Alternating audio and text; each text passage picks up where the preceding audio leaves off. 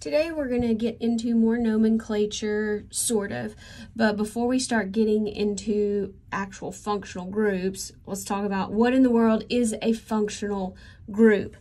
So a functional group is going to be anything other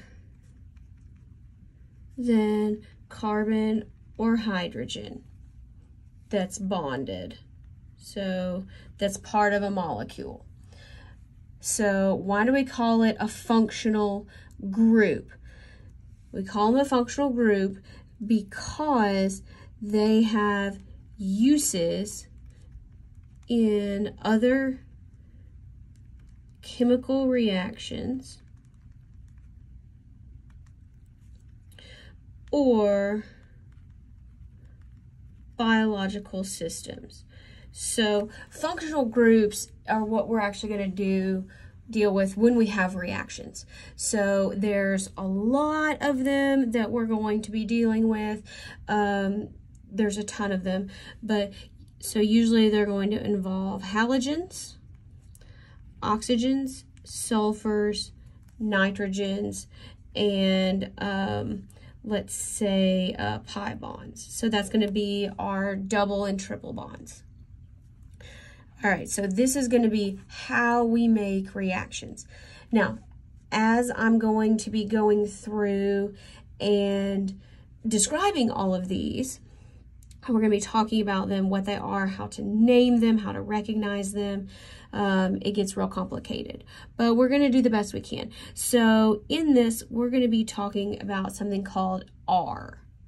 So in our group, we like to use R first of all because there's no element R on the periodic table.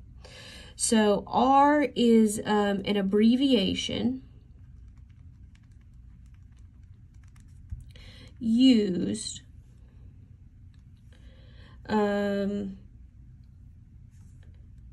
it's just an abbreviation that's used, and it can mean anything actually. So it's going to be another group, so anything other than the functional group we're talking about.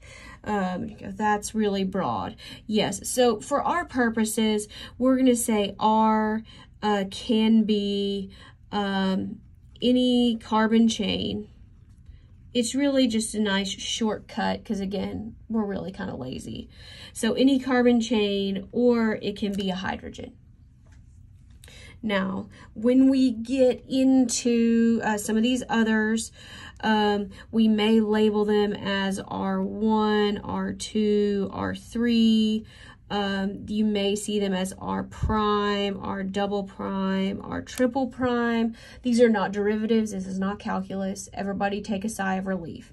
All right, so our R groups, they don't have to be the same. They can be different. So R1, or R prime might be a methyl group. R2 might be an isopropyl group. R3 might be a hydrogen. That's just an example, but instead of having to draw all those out, because what we're caring about is the actual functional group. So these are things, let's say that they're not going to participate, which may not always be true, in the reaction. So it's just kind of a shorthand way. So when you see me write R's, or you see your professor write R's, just know it's usually any carbon chain or hydrogen.